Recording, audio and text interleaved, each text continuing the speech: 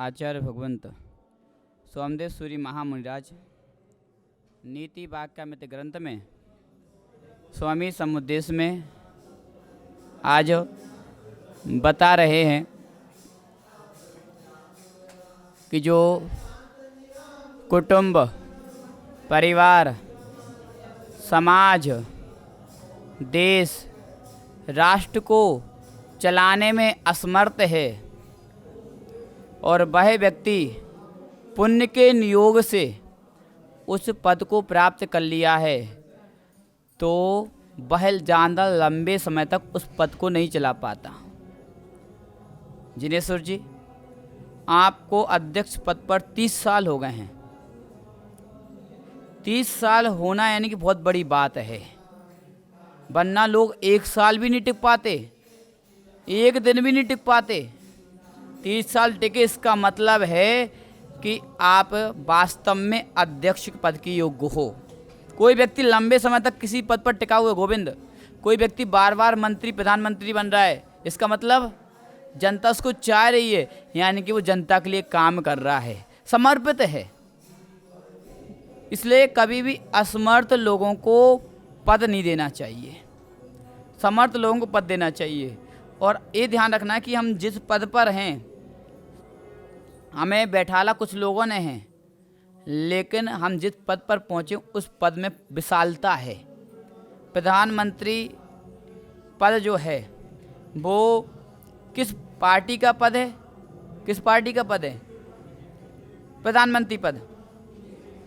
कांग्रेस का? कि प्रधानमंत्री पद ना बीजेपी का है ना कांग्रेस का है। प्रधानमंत्री पद किसी का नहीं है। बीजेपी का नेता आया है, लेकिन प्रधानमंत्री जैसी बनता है तो उसको देश दिखना चाहिए, देश दिखना चाहिए। मान लो विपक्षी दल को किसी ने धमकी दे दी कि हम तुम्हें मार देंगे, तो प्रधानमंत्री की जिम्मेदारी बनती कि नहीं बनती कि वो अपने विपक्ष को भी जेड सुरक्षा का वो लगाए, बल बनती कि नहीं बनती है?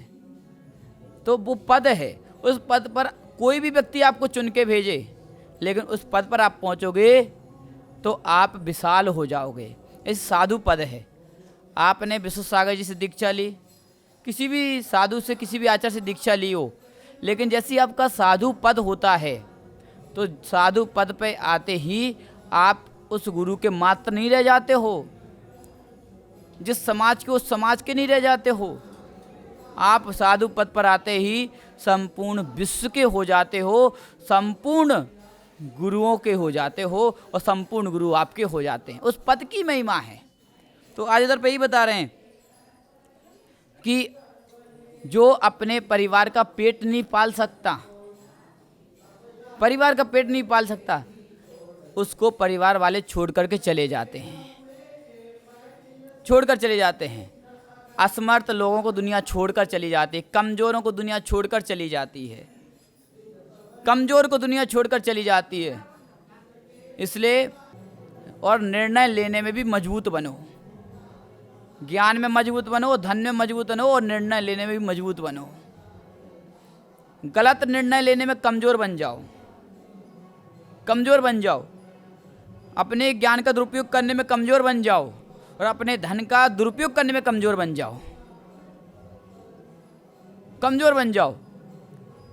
आपको लग रहा है कि हमारा धन लोग मांस के लिए प्रयोग कर सकते हैं, हिंसा कर्म के लिए प्रयोग कर सकते हैं। आप कहना मैं दान देने में असमर्थ हूँ, और आपको समझ में आएगा कि मेरा दान जिनालय बनने में जा रहा है, लोगों की सहायता करने में जा रहा है। कहना मैं दान देने समर्थ हूँ, समर्थ हूँ मैं। मेरे हाथ गाल पर मारने के लिए नहीं उठते, मेरे हाथ पुचकारने के लिए उठ रहे हैं, मेरे हाथ आशीर्वाद देने के लिए उठे हैं। ये पिच्ची है, इस पिच्ची का क्या क्या उपयोग हो सकता है? मारने के लिए प्रयोग कर सकते कि नहीं कर सकते? कर सकते हैं। जिसको गुस्सा आती है ना, वो पिच्ची से मार भी सकता है। और सुनील भैया को तो बहुत अनुभव होगा पिच्ची से कैसे मारा जाता है। पिटे कभी? नहीं पिटे, आशीर्वाद मिला है। अच्छा है, भाग्य है। पुण्यात्मा जीव को आशीर्वाद मिलता है और पुण्य चीड़ को पिच्ची से मार मिलती है। और पुण्यात्मा जीव जो रहता ना, वो पिच्ची से आशीर्वाद देता है और पुण्यक्षीण व्यक्ति पिच्ची से मारता है। देखो दुनिया को सब पता है। तो ये पिच्ची है, बस तू पिच्ची का कैसा प्रयोग करना चाहते हो, अच्छा भी कर सकते, बुरा भी कर सकते। इसलिए अगर आपने परिवार बसाया है, विशाल शादी करने की इच्छा है, अगर शादी करने की इच्छा है तो ये देख लेना कि जो पत्नी आएगी उसका खर्चा बढ़ेगा, खर्चा बढ़ेगा। और वो साड़ी की चाय करेगी, गहनों की चाय करेगी, वो सब आप पूर्ति कर सकते कि नहीं कर सकते हो? नहीं कर सकते तो फिर ऐसी लाना कि जो कम में संतुष्ट हो जाए, ज़्यादा वाली नहीं लाना। अच्छे घर की लाए आपने सोचा कि अच्छे घर की कन्या लाते हैं, अच्छे घर की कन्या लाओगे तो उसके बड़े शौक रहेंगे, बड़े शौक रहेंगे, और बड़े शौक रहेंगे और तुम्हारे घर में गरीबी है तो तुम कुछ नहीं कर पाओगे उसके लिए, और वो छोड़ करके भाग जाएगी। वरना क्या सोच लिया कि बड़े घर की कन्या से शादी कर लेते हैं तो उसके पिताजी का पैसा हमारे घर पे आता रहेगा। नहीं आता भैया। बड़ा व्यक्ति ऐसे ही बन गया क्या? जब भी कोई व्यक्ति संपत्तिशाली बनता है तो नीति वाक्य में इसी ग्रंथ में कहा है कि जो समुद्र है वो कभी भी स्वच्छ पानी से नहीं भरता, स्वच्छ पानी से नहीं भरता। पानी बरसा, नदी बरसा, नाली में गया, नाली से नाले में गया, नाले से नदी में गया, और नदी से समुद्र में गया, तो गंदा पानी ही समुद्र में पहुंचता है। पूर्ण स्वच्छ पानी से समुद्र भी नहीं भरता। ऐसी जो बहुत संपत्तिशाली बनते जा रहे हैं, समझ लो पानी कहीं ना कहीं से गंदा भी है। स्वच्छता में इतना व्यक्ति ऊपर नहीं जा सकता, कहीं ना कहीं तो उसको घोटाला करना ही पड़ता है, कहीं जीएसटी बचानी पड़ती है। तो कुटुंबवादी के संरक्षण में असमर्थ केवल अपनी उदर पूर्ति करने वाले अत्यंत लोभी पुरुष को जब उसकी स्त्री भी छोड़ देती है, फिर दूसरे सेवकों आदि द्वारा छोड़े जाने के विषय में तो कहना ही क्या है। तो जो अपने परिवार को नहीं संभाल सकता उसको स्त्री छोड़कर चली जाती है, तो फिर उसके सेवक तो और पहले ही चले जाते हैं। स्त्री को तो प्रीति है, और जब तक संबंध तब तक चलते हैं जब तक धर्म है। जितने भी संबंध हैं धर्म के बल पर चल रहे हैं, धर्म खत्म होगा संबंध भी समाप्त हो जाएगा। जिनेश्वर जी, धर्म जब तक है तब तक संबंध है। गोविंद, तुम्हारी पत्नी के अंदर धर्म है इसलिए तुम हो इधर पे।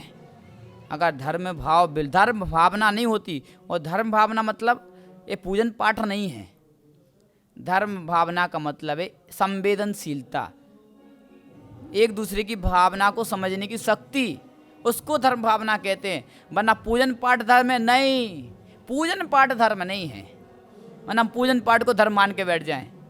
पूजन पाठ तो धर्म की क्रिया है। एक दूसरे की भावना समझना, एक दूसरे की इच्छाओं को समझना और अपनी इच्छाओं को दबाना, ये धर्म भावना है। तो धर्म भावना से भरी है तो तब तक संबंध है, और धर्म भावना खत्म तो संबंध भी समाप्त हो जाता है। और धर्म भावना क्या होता है कि इसकी इज्जत का सवाल है, इज्जत का सवाल रहता है धर्म भावना में। और जैसी धर्म भावना शून्य होती है, इज्जत की कोई परवाह नहीं रहती है। मान लो सुनील भैया, आपके मित्र की शादी हो गई और उसकी पत्नी अगर धर्म भावना के साथ है तो उसके अंदर कितने भी विकार होंगे, किसी के साथ संबंध भी होगा, लेकिन वो इज्जत के खातिर नहीं हम उसके साथ नहीं जाएंगे भैया, हमें इसके साथ जीना है। और जिसको इज्जत की कोई परवाह नहीं वो भाग जाएगी। जो यश की रक्षा करना जानता है वो संबंध की रक्षा करना जानता है, जो यश की रक्षा करना जानता है वो समाज की रक्षा करना जानता है। इसलिए धर्म भावना को बढ़ाओ, धर्म भावना बढ़ेगी, असमर्थ पुरुष भी समर्थवान बन जाएगा। और जिनके अंदर धर्म रहता है तो पति कुछ भी नहीं करता, फिर भी पत्नी अपनी मेहनत से के बल पर अपने घर को चला लेती है, कभी छोड़ करके नई जाति, धर्म भावना उसके अंदर है, दया करुणा उसके अंदर है, इसलिए धर्म भावना को बढ़ाओ, असमर्थ भी समर्थ बन जाएगा। शेष आगे बचाएंगे। परम पूजा आचार्य गुरु विश्व सागर महाराज की जय।